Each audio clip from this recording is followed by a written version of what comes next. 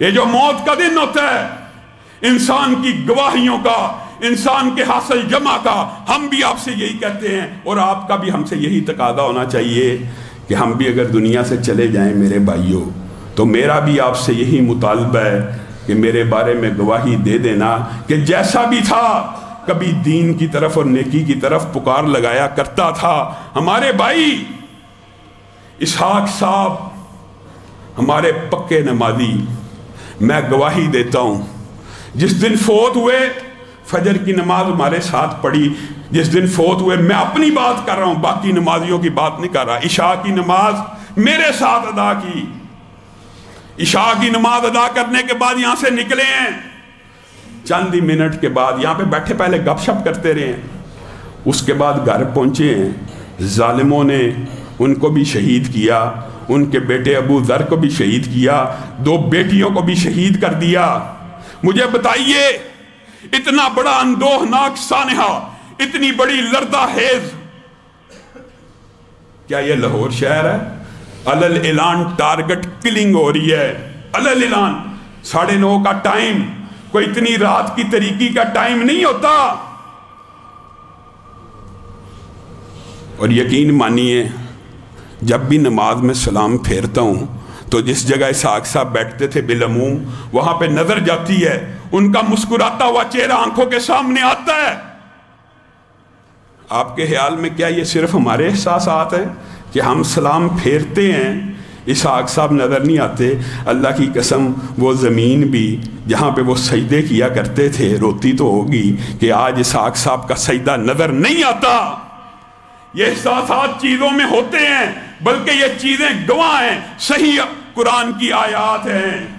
یومئذ تحدث اخبارہا، یہ زمین اس دن ایک ایک خبر کو بیان کرے گی کہ میرے اوپر کیا کچھ ہوتا رہا، میرے اوپر کیا کیا کام سر انجام دیا جاتا رہا، ایک ایک خبر زمین بتلائے گی۔ شاہد علیہم سمعہم وابصارہم وجلودہم، کیا صرف زمین بتائے گی؟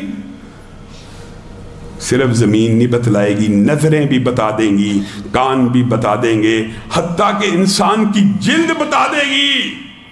قالوا لجلودہم لما شہدتم علینا، انسان اتنا بے بس ہوگا اس دن اللہ کو کہے گا، اور اللہ کے سامنے کہے گا اپنی جلدوں کو کہ ہمارے اوپر گواہیاں دے رہی ہو، ہمارے خلاف گواہیاں دے رہی ہو، جلنا تو تم نے ہے، میرے ہی خلاف گواہیاں دے رہے ہو۔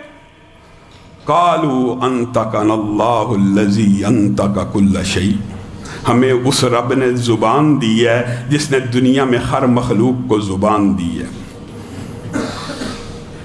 یوم تبلی السرائر، صرف جلد اعضاء ہاتھ پیر گواہی دیں گے، زمین گواہی دے گی نہیں۔ جس پلنگ کے اوپر بیٹھ کے تو ذکر اذکار کرتا رہا یا برائی کا کوئی کام کرتا رہا، یوم تبلی السرائر، ایک تفسیر یہ ہے کہ اس دن وہ 4 پائیاں بھی گواہی دیں گی، حتیٰ کہ فاسق و فاجر اپنے سر کو پکڑ کے یہ الفاظ کہنے پہ مجبور ہو جائیں گے، مالی ھذا الکتاب لا یغادر صغیرہ ولا کبیرہ الا احصاها، اے اللہ تو نے کیسی ہماری ریکارڈنگ پیش کی ہے، کیسی ریکارڈنگ ہے، زمین بھی بیان دے رہی ہے، اعضاء بھی بیان دے رہے ہیں، جو ارد گرد جتنے گواہ ہیں ہر گواہ کو آپ لے کے آئی جا رہے ہیں۔ ان علیکم لحافظین کراماً کاتبین یعلمون ما تفعلون، بتائیے کس کس ریکارڈنگ سے انسان بھاگے گا؟ اللہ نے تو یہ بھی کہہ دیا بل الانسان علی نفسہ بصیرہ، انسان بھی نہیں بھولے گا قیامت کے دن جو اس نے اعمال کیے ہوں گے، وہ اپنے نفس کے اوپر خود ہی گواہ بھی ہے۔ ایسے ریکارڈنگیں چل رہی ہیں، مکر سکتا ہے؟ وما کان ربک نسیا، تمہارا رب بھول جانے والا ہے؟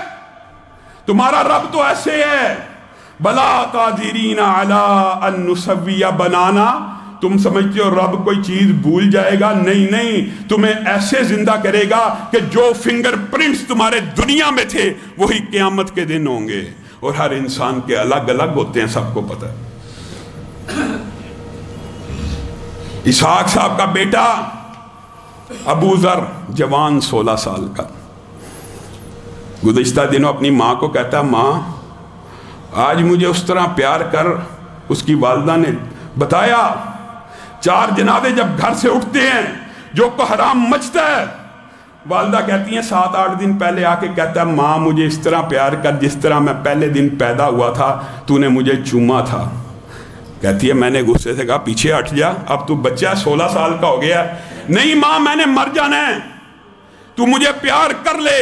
माँ कहती है फिर 1 घंटा मेरी टांगों के ऊपर लेटा रहा, मैंने भी प्यार किया, यहाँ तक के टांगें थक गई।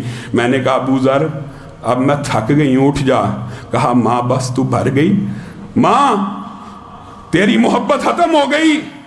अपने बेटे को चूम ले, कई मरतबा बच्चों के मुंह से ऐसे अल्फाज निकल जाते हैं जो सारी ज़िंदगी का रोग बन जाते हैं।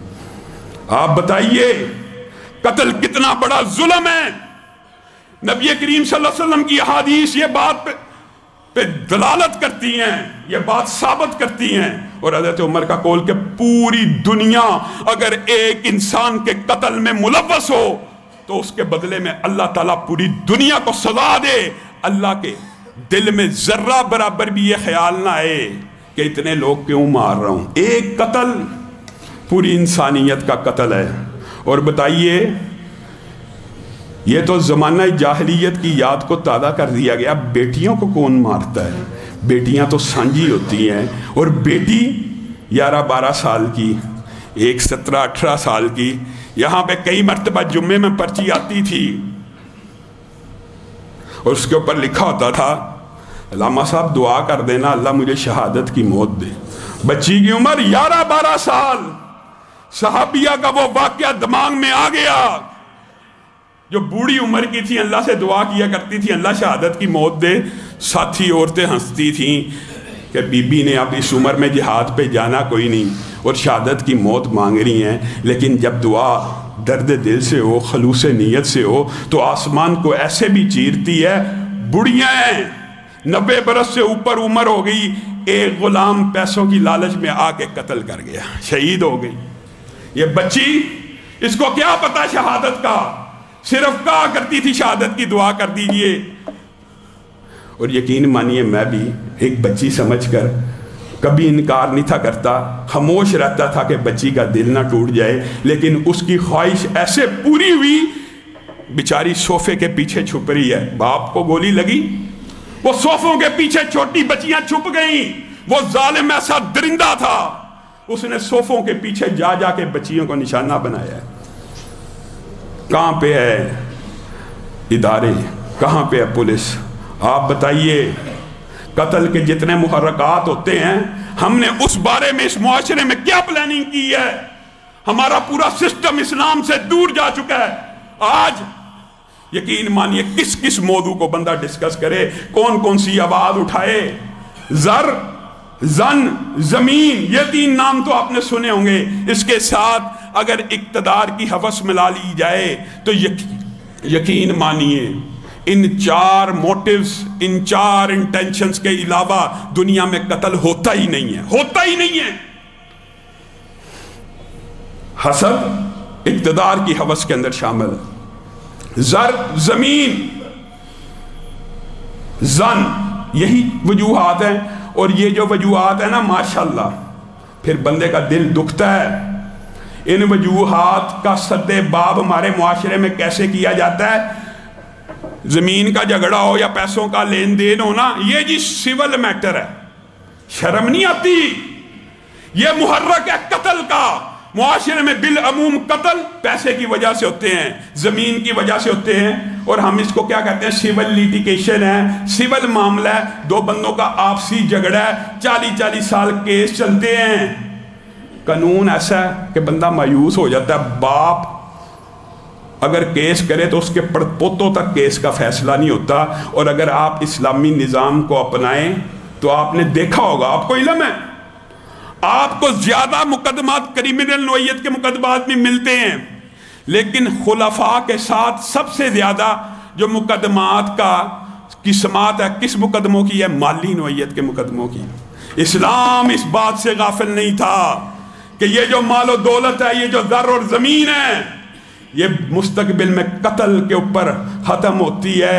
خلفائے راشدین مالی مقدمات خود سنا کرتے تھے. حیرت انگیز بات ہے، ہمارے معاشرے میں سول جج، درجہ دوم درجہ اول جج، مجسٹریٹ، سیشن جج بھی سول معاملہ نہیں سنتا. کریمنل لا کو اہمیت دی جاتی ہے، یعنی کرائم جس وجہ سے ہو رہا ہے ان وجوہات کو پینڈ کیا ہوا ہے، تو معاشرے میں پھر قتل قتال عام ہونا ہی ہے.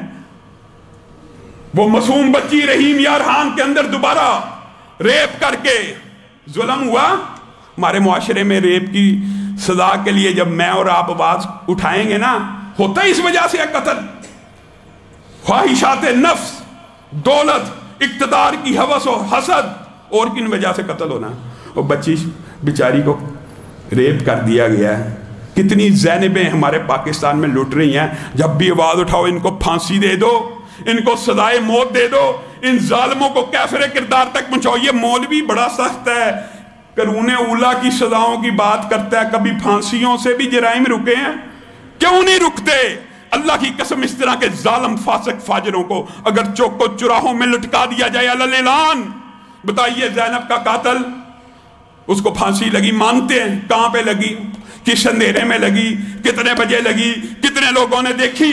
اگر اسی کو بیچ چوک کے اندر اسلامی شرعی نظام کے طور کے اوپر ہزاروں لوگوں کی موجودگی میں لٹکایا جاتا، کوئی بندہ دیدہ عبرت والا بھی ہوتا ہے، کوئی ڈر بھی جاتا ہے، کوئی ان سزاؤں کو دیکھ کے عبرت بھی حاصل کرتا ہے.